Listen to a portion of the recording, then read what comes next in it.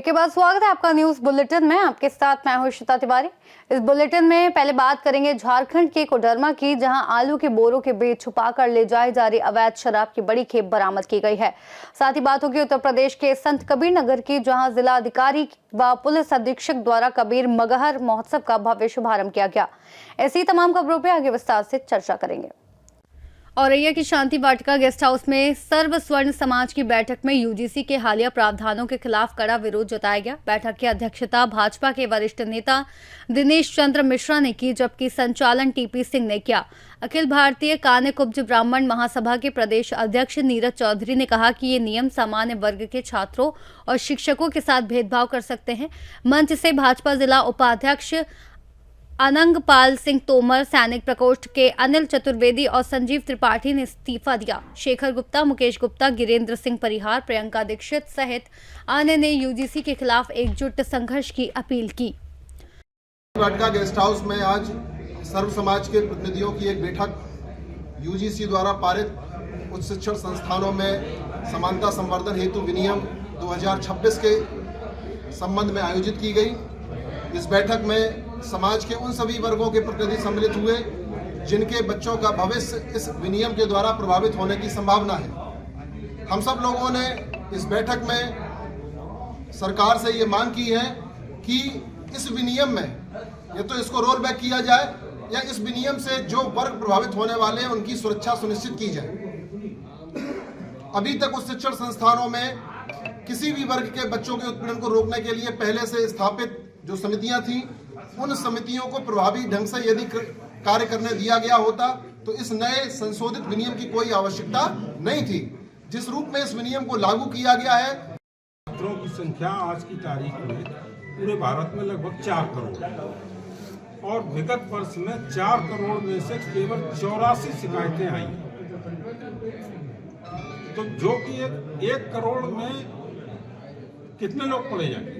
0.0001 करके आया परसेंटेज। हाँ, तो इसकी कोई आवश्यकता ही नहीं थी। ये जो सरकार ने किया है ये केवल अपने वोट बैंक की राजनीति को पक्का करने के लिए किया है।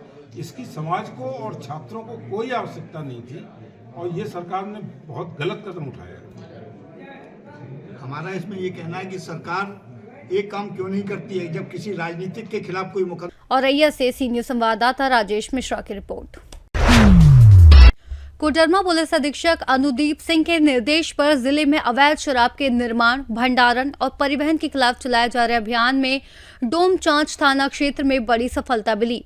गुप्त सूचना के आधार पर डोमचांच थाना प्रभारी अभिमन्यु पडिहारी के नेतृत्व में पिकअप वैन की तलाशी ली गई, जिसमें आलू के बोरों के बीच छुपाई गई 1258 बोतल अंग्रेजी शराब कुल 261.9 लीटर बरामद हुई। वाहन चालक मौके से फरार हो गया और कोई वैध कागजात प्रस्तुत नहीं किया। पुलिस ने शराब और वाहन जब्त कर धारा 274/275 बीएनएस एवं 47A उत्पाद अधिनियम के तहत मामला दर्ज कर आगे की कार्रवाई शुरू कर दी है। पुलिस अधीक्षक ने अवैध शराब के कारोबार के खिलाफ जीरो टॉलरेंस नीति की पुष्टि करते हुए जनता से ऐसी सूचना देने की अपील की है। कोडरमा से सीनियर संवाददाता गोंडा से खबर है, जहां मुख्यमंत्री सामूहिक विवाह योजना के तहत भाव्या पैराडाइज मिझौरा ब्लॉक परसरपुर में आयोजित सामूहिक विवाह कार्यक्रम में 166 जोड़ों में से 148 जोड़ों का विवाह रीति रिवाजों के साथ संपन्न हुआ, जिसमें 2 जोड़ों का इस्लामिक पद्धति से निकाह भी कराया गया। कार्यक्रम में विधायक बावन सिंह, अजय सिंह, सदस्य अनुसूचित जाति आयोग अनीता गौतम सहित अन्य अधिकारी उपस्थित रहे और जोड़ों को आशीर्वाद एवं वैवाहिक जीवन की शुभकामनाएं दी। कार्यक्रम में प्रत्येक जोड़े को 60,000 रुपए, चांदी की पायल, बिछिया और सौंदर्य प्रशासन किट सहित गृहस्थी सामग्री प्रदान की गई। गोंडा से सीनियर संवाददाता मुजिब की रिपोर्ट। खबर कोरिया से है, जहां बैकुंठपुर में महिला से छेड़छाड़ के मामले में पुलिस ने आरोपी को गिरफ्तार कर शहर में जुलूस निकाला। पीड़िता की शिकायत और सोशल मीडिया पर वायरल वीडियो के बाद लोगों में आक्रोश बढ़ गया था। आरोपी के खिलाफ गंभीर धाराओं में मामला दर्ज किया गया है और पुलिस ने बताया कि ये कार्रवाई समाज को संदेश देने के लिए की गई है कि महिलाओं के खिलाफ अपराध बर्दाश्त नहीं होंगे। आरोपी फिलहाल हिरासत में है और जाँच जारी है। देखिए, कल एक महिला ने आवेदन दिया कि बस स्टैंड में उसके साथ एक वाहन चालक के द्वारा अपशब्दों का प्रयोग किया गया था और उसको गंदे इशारे किए गए थे। तो इस संदर्भ में आज आरोपी को गिरफ्तार किया गया है और न्यायालय में पेश किया गया है। उसके द्वारा कई सारे गतिविधियों में संलिप्तता पाई गई है। एक दो और छेड़छाड़ के मामले हैं जिन्हों में मौखिक रूप से शिकायत की गई थी और साथ ही 307 का भी एक आरोप पत्र इस पे पहले भी किया गया है। तो डेफिनेटली आदतन है, इसलिए इस बार इसके खिलाफ एक कठोर कार्रवाई की गई है और न्यायालय में पेश किया गया है।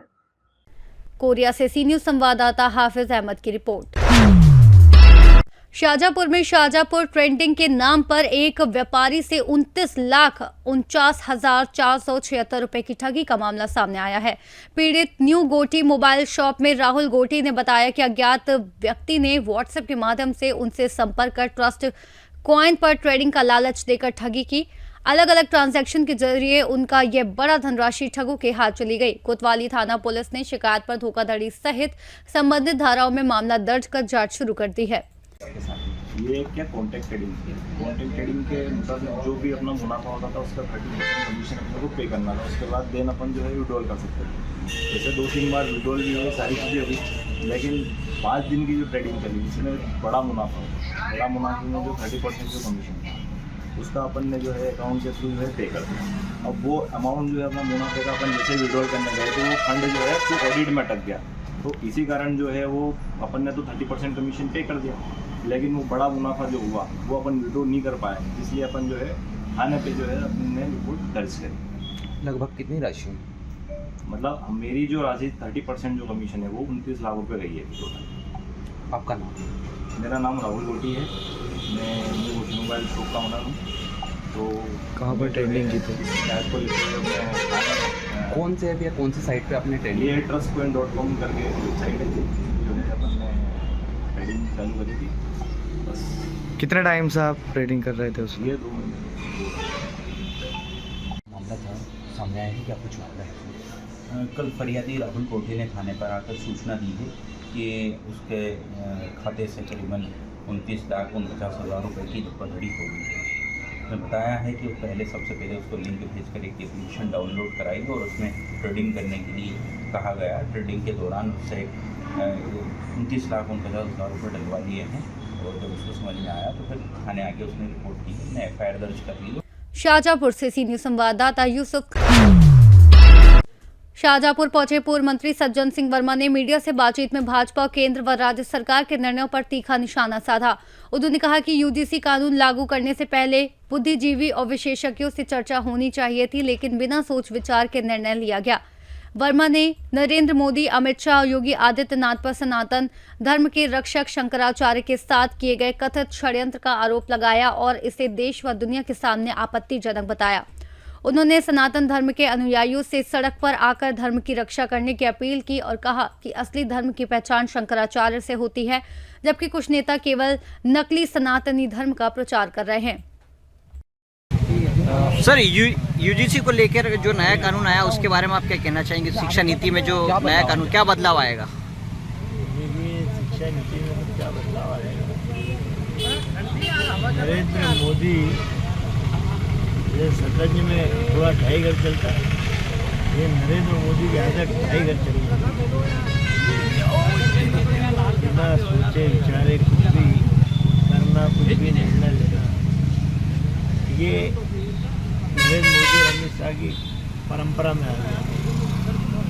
कई विद्वान बैठे हैं विश्वविद्यालय से संबंधित, इनके नियमों से संबंधित, उन लोगों से चर्चा करने के बाद कोई कदम उठाना चाहिए। इस बारे में हम लोग ज़्यादा बोल नहीं सकते क्योंकि घोड़े ने ढाई घर चल दिया। अक्षय और मार्च का मामला है, वो हम लोग आगे चल के बताएंगे। अभी तो असली मसला जो इस देश में चल रहा है वो ये। शाहजहांपुर से सी न्यूज संवाददाता यूसुफ खान की रिपोर्ट। बल्दी राय में यूजीसी की नीतियों के विरोध में बल्दी राय के स्वर्ण समाज ने राष्ट्रपति को संबंधित 4 सूत्रीय ज्ञापन उप जिलाधिकारी को सौंपा। समाज का आरोप है कि यूजीसी की वर्तमान और प्रस्तावित नीतियां उच्च शिक्षक, शिक्षकों, शोधार्थियों और छात्रों के भविष्य पर नकारात्मक प्रभाव डाल सकती हैं। ज्ञापन में कहा गया कि शिक्षा लोकतंत्र और अभिव्यक्ति की स्वतंत्रता से जुड़ी है और जाति या धर्म के आधार पर छात्रों का विभाजन अस्वीकार्य है। स्वर्ण समाज ने शिक्षा की गुणवत्ता, पारदर्शिता और समान अवसर बनाए रखने पर जोर देते हुए राष्ट्रीय अध्यक्ष से इस पर विचार करने की अपील की। ज्ञापन सौंपने के लिए समाज ने बल्दी राय कस्बे में पैदल मार्च भी किया। सुल्तानपुर से सी न्यूज संवाददाता द्वारिका की रिपोर्ट। पीडीए के सम्मान व जागरण यात्रा सुल्तानपुर पहुंची, जहां सपा प्रवक्ता अनूप सडा ने यूजीसी और योगी सरकार पर जमकर निशाना साधा। इस यात्रा का उद्देश्य पीड़ित, दलित और अल्पसंख्यक समुदाय को जागरूक करना है। सांडा ने आरोप लगाया कि भाजपा सरकार में दलितों, पिछड़ों और अल्पसंख्यकों के साथ भेदभाव होता है और थानों में उनके साथ दुर्व्यवहार किया जाता है। इस यात्रा के दौरान अनूप सडा ने कहा कि सपा अध्यक्ष अखिलेश यादव का पीडीए नारा पीड़ित, दुखी और अपमानित लोगों का प्रतिनिधित्व करता है। उन्होंने लोगों से अपने मतों को सुरक्षित रखने और नए मतदाता बनने के लिए जागरूक होने का आह्वान किया। सुल्तानपुर से सी न्यूज संवाददाता वाजिद हुसैन की रिपोर्ट। बहेड़ी थाना क्षेत्र में पुलिस ने शातिर चोर शोएब को गिरफ्तार किया है। पिछले वर्ष 14 दिसंबर को शोएब ने सिली जागीर निवासी मोहम्मद सलीम के घर से एटीएम कार्ड चोरी कर 25,000 रुपए निकाल लिए थे और वापस रुपए मांगने पर जान से मारने की धमकी दी थी। पीड़ित की तहरीर के आधार पर मामला दर्ज कर आरोपी की तलाश शुरू कर दी गई है। मुखबिर की सूचना पर प्रभारी निरीक्षक पवन कुमार सिंह और पुलिस टीम ने मंगलवार देर रात बहेड़ी रेलवे स्टेशन के पीछे से शोएब को गिरफ्तार कर जेल भेज दिया है। बरेली से सी न्यूज संवाददाता अब्दुल वाजिद की रिपोर्ट। मुमरा पुलिस की एनडीपीएस यूनिट ने दिवा परिसर में छापेमारी कर 24 किलो 200 ग्राम प्रतिबंधित गांजा जब्त किया है और 2 पुरुष और 1 महिला को गिरफ्तार किया।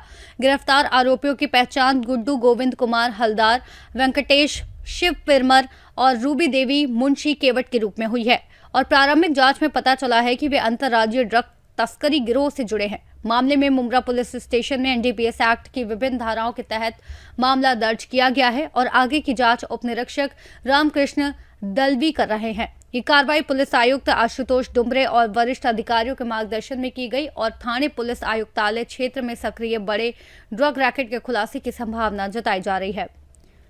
मुंबई से सी न्यूज संवाददाता साबिर शेख की रिपोर्ट।